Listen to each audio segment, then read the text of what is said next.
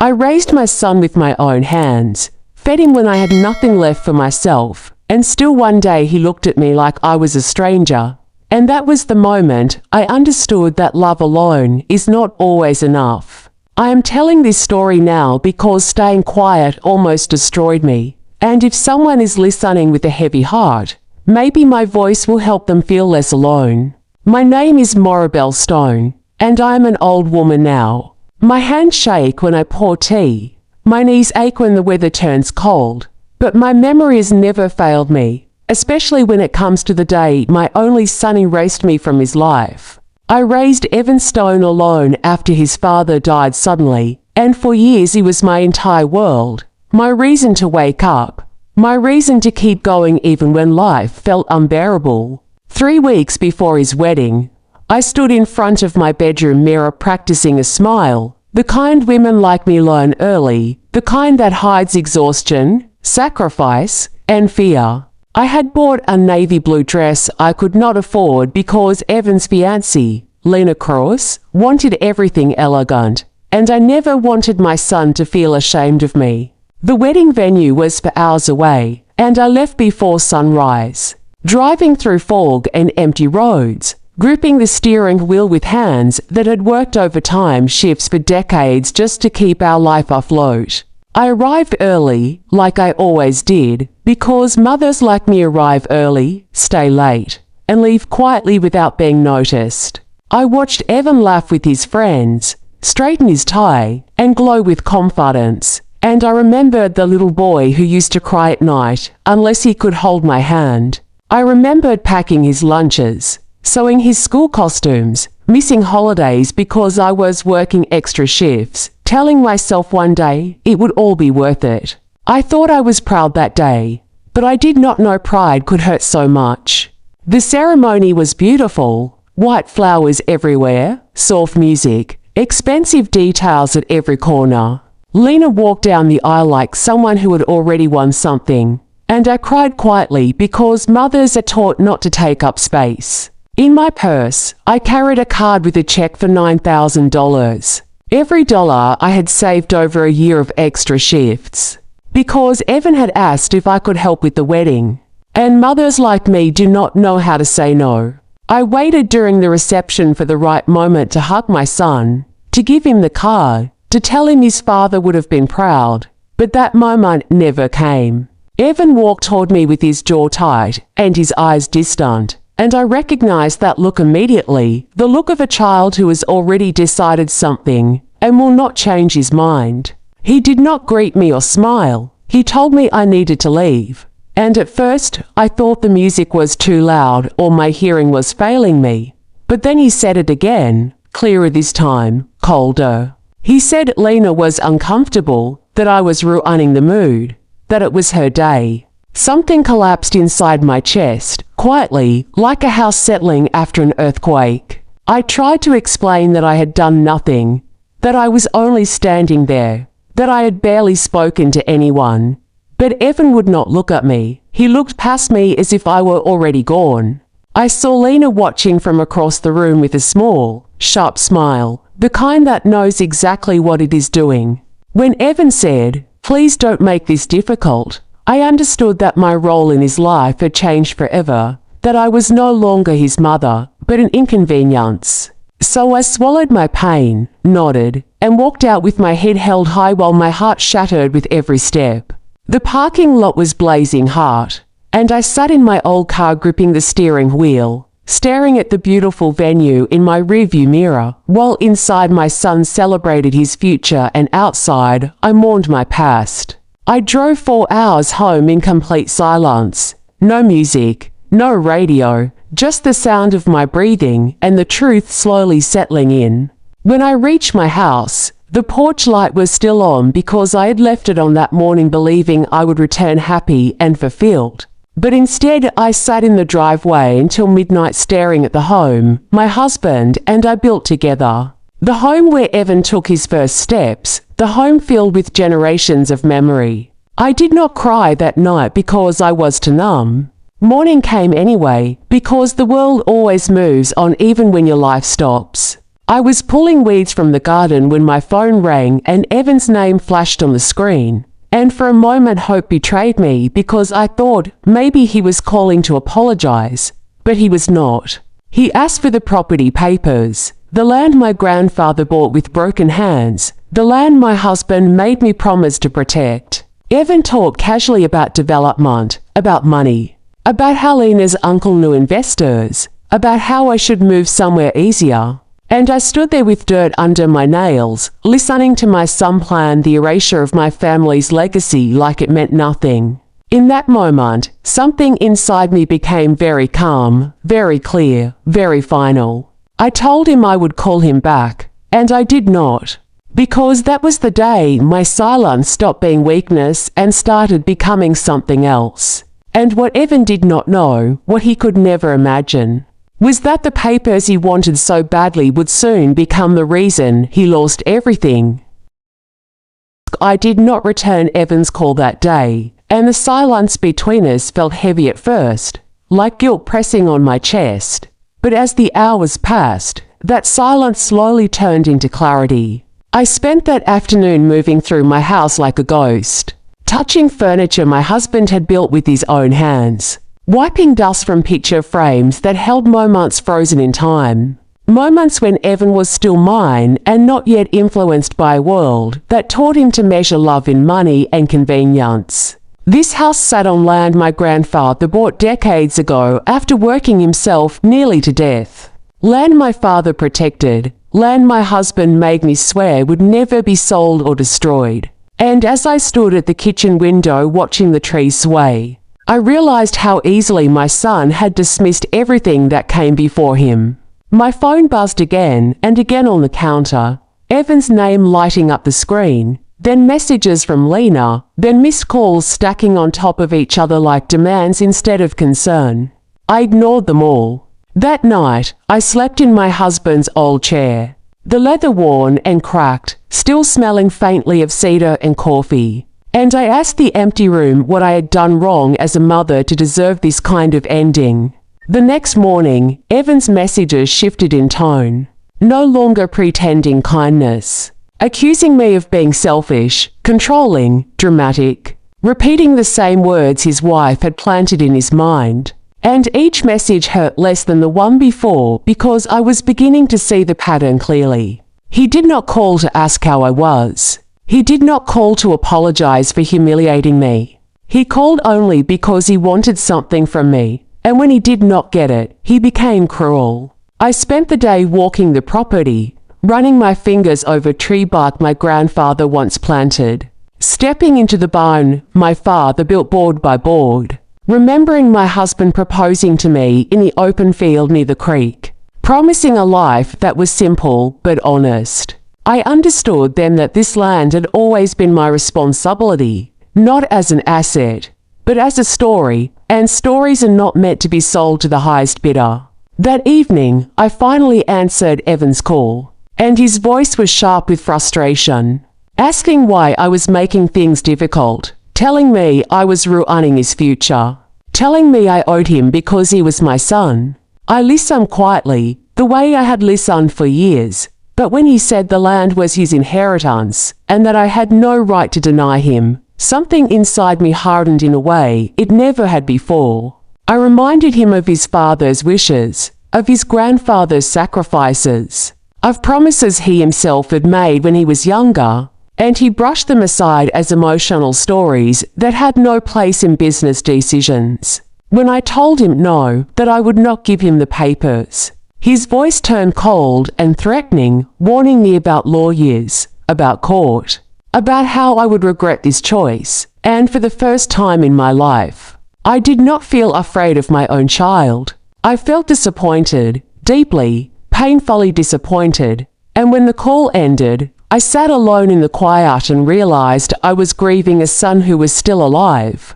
Days passed like that, slow and heavy, filled with unanswered calls and messages that ranged from begging to blaming, and I let them all go unanswered because each word only confirmed what I already knew. On the fourth day, I drove into town to see a lawyer I trusted, a woman who had helped me after my husband died. And when I told her everything, she listened without interrupting.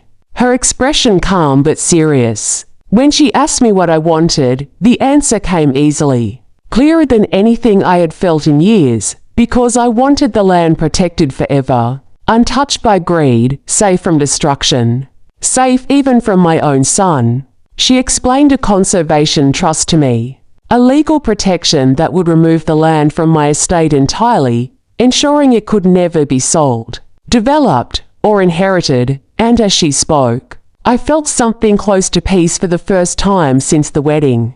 She warned me that once the papers were signed, there would be no undoing it, no changing my mind later, and I told her that was exactly what I wanted, because some decisions are meant to be final. When I left her office that day, the sun felt warmer, the sky brighter, and I understood that protecting my legacy did not mean I loved my son any less. It meant I loved myself enough to stop being used. That night, Evan called again. His voice desperate now, apologizing vaguely, blaming stress, blaming Lena, asking me to reconsider for the sake of family. And I listened until he finished before telling him calmly that the land would not be his. Not now, not ever. He went silent on the other end of the line. And in that silence, I heard the sound of consequences arriving. I hung up gently, not in anger, not in revenge, but in resolve, knowing that the next time we spoke, everything between us would be different, because by then, the land would no longer belong to me either, and what Evan would say when he learned that truth would change our lives forever. I woke up the next morning with a strange calm settling into my bones. The kind of calm that only comes after you have already lost what you were most afraid of losing. And I made myself tea and sat at the kitchen table watching steam rise from the cup, while the house remained painfully quiet. The phone was face down beside me, and I did not need to turn it over to know Evan had called again, because I could feel his frustration like static in the air, but I was done reacting to it. I spent that morning moving slowly through the house, opening drawers, touching old photographs, standing in rooms where memories live louder than people. And for the first time, I did not feel guilt for choosing myself. I felt tired, yes, and sat in a deep grandmother way that settles in your chest and never fully leaves. But I also felt certain. When I arrived at the lawyer's office later that day, the smell of old paper and polished wood reminded me of the day I signed my husband's death papers. And I remember thinking how strange it was that life kept bringing me back to rooms like this to make decisions that would change everything. The lawyer spoke carefully, explaining every clause again, making sure I understood the weight of what I was about to do, telling me once more that the trust was permanent and irrevocable, that once the land was transferred, it would never belong to me or my son or anyone in my family again. And I told her I understood because that was the point. I signed my name slowly, each letter steady, feeling like I was sealing a promise not just to my ancestors, but to myself. And when the last page was signed, something inside me finally let go. I sat back in the chair and felt a release I did not expect. Not happiness, not relief exactly, but the quiet certainty of a boundary finally drawn. As I left the office, my phone began to vibrate in my purse, and I knew without looking that Evan was calling again, because urgency has a sound to it. And when I answered, his voice was already frantic, already demanding answers. He asked if I had sent the papers, if I had changed my mind, if we could still fix this, and I let him speak until his words tangled over each other, until he finally paused to breathe. Then I told him the truth. Calmly, without anger, without apology, because there was nothing left to explain. I told him the land was no longer mine to give, that it had been placed into permanent protection, that it could never be sold or developed or inherited. And the silence on the other end of the line was so complete, it felt like the world had stopped turning. When he finally spoke, his voice cracked in a way I had not heard since he was a small boy afraid of the dark. And he told me I had destroyed his future, that I had betrayed him, that I had chosen dirt over my own child. And I listened with tears in my eyes because even now, even after everything, it hurt to hear him like that. I told him that what I had chosen was legacy, that what I had protected was the story of our family, and that love does not mean allowing yourself to be stripped of everything you are. He begged then, and that was harder than the anger, harder than the accusations, because there is nothing more painful than hearing your child beg you for something you know will harm both of you. And I told him gently that some lessons cannot be avoided, that some consequences cannot be softened, and that this was one of them. When I hung up the phone, my hands were shaking, and I sat there for a long time staring at nothing, grieving the son I thought I had raised and the man he had become. The days that followed were filled with messages that swung wildly between rage and regret, threats and apologies, and I read none of them, because reading them would not change what had already been done. I worked in the garden instead, letting my hands sink into the soil, letting the earth remind me of patience and time, of things that grow slowly and honestly when left alone. I visited my husband's grave and told him everything, every painful detail, and I asked him if I had done the right thing, and though he did not answer, the quiet felt like approval. Weeks passed, and the noise from Evan finally faded into silence, the way storms always do when they run out of fuel. And in that silence I began to understand that love does not disappear just because access is removed. I still loved my son, deeply, instinctively, but love no longer meant surrender. Love no longer meant erasing myself so he could feel powerful. Love meant letting him face the weight of his choices, even if it broke my heart to do so. One afternoon, months later, as I stood watching the sunset over the land that would now outlive me, I realized something else too, something I wish I had learned sooner. And that was this: raising a child does not guarantee they will protect what you protect. And sacrificing everything does not ensure gratitude. Sometimes the greatest act of love a mother can give is not more, but less access, less control, less rescue, because without consequences, there is no growth. And as the sky darkened and the first stars appeared, I knew that the hardest part of my story was still ahead, because what happens after silence, after loss, after boundaries, is where true transformation begins. And Evan had not yet learned what it meant to live without the safety net he believed would always be there. The silence lasted longer than I expected, long enough for seasons to change and for my heart to stop racing every time the phone rang. And in that quiet space, I began to see my life with clear eyes. Autumn arrived gently, painting the trees on the property with gold and rust.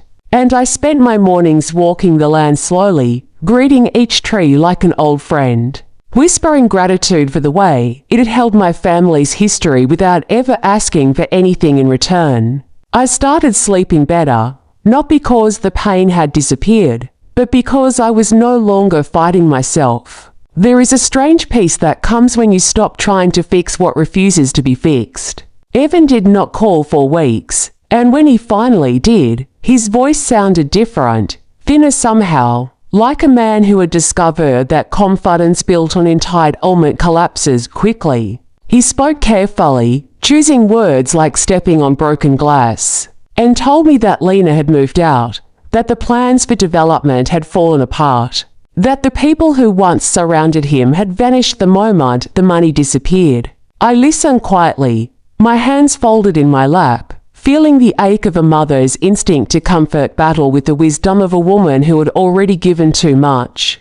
He said he didn't understand how everything had gone so wrong so fast, and I almost told him that it hadn't gone wrong at all, that it had gone exactly where it was always headed, but I held my tongue. Sometimes understanding must be earned, not explained. After that call, letters began arriving instead of messages. Handwritten apologies filled with regret, excuses, and sudden awareness, and I read them slowly, letting myself feel the sadness without letting it pull me backward. I cried for the boy he once was, and for the man he had not yet learned to become. and I accepted that love does not always lead to reunion. Winter came, quiet and heavy, covering the land in white, and I spent evenings by the fire remembering my husband's laugh, my father's strength, my grandfather's sacrifices, realizing that the legacy I had protected was not only measured in acres but in courage. I began inviting local children to walk the land with me in spring, teaching them about trees, soil, patience, and responsibility, watching their wonder remind me why this place mattered beyond bloodlines. One afternoon, as I stood watching them run freely through the field, I understood something that made my chest ache and heal at the same time. And that was that legacy is not about who inherits your possessions, but about who learns from your choices. Evan wrote one last letter before summer, telling me he was in therapy, that he was learning hard truths about himself, that he finally understood what he had taken for granted, and that he hoped one day I might forgive him, not to restore what was lost, but to begin something new.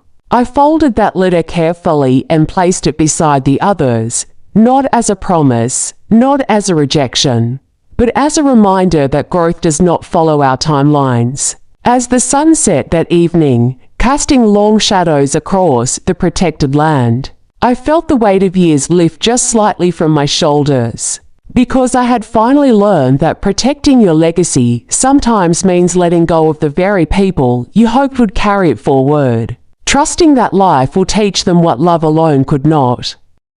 I used to believe that endings were loud, that they came with arguments or slammed doors or final words that echoed forever. But I learned that the most powerful endings arrive quietly, the way truth does when you finally stop resisting it. The last time Evan came to see me, he stood at the edge of the property and waited, as if unsure whether he was allowed to step forward, and that small hesitation told me more about his growth than any apology ever could. He looked older, thinner, stripped of the confidence that once bordered on entitlement. And when our eyes met, I saw not the boy I raised or the man who hurt me, but someone standing between those diversions, uncertain and learning. We did not hug. We did not cry together. We sat on the porch in silence, listening to the wind move through the trees my grandfather planted. And for the first time, Evan did not try to fill the quiet with demands or explanations.